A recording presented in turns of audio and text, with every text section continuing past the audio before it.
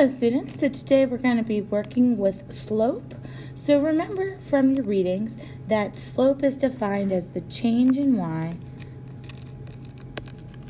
over the change in x.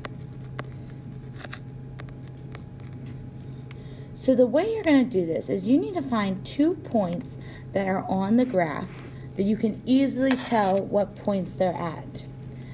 So I'm going to pick this one and this one because I can see that those are clearly points on the graph.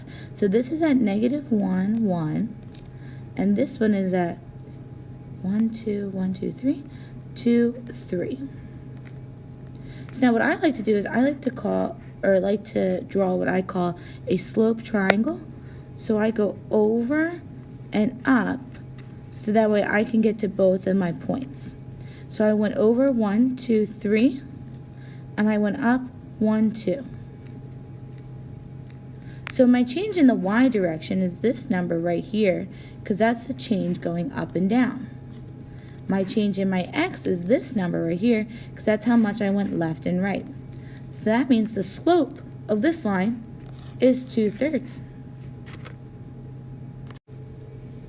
So in this example, the line looks a little different because it is going downhill because we read from left to right and it looks like it's going down, but we're going to do the same thing. Pick 2 points that you can clearly see. I'm going to pick those 2. You could also pick this one up here in one of these. Any combination will work. So this point right here is at 1, 1, and this one here is at 2, 1, 2, 3, 2, -3. So I'm going to draw my slope triangle again. So I go over and then up or down to wherever my line or my other dot is, and then I put the numbers on here. So this went over 1, and this went down 1, 2, 3, 4.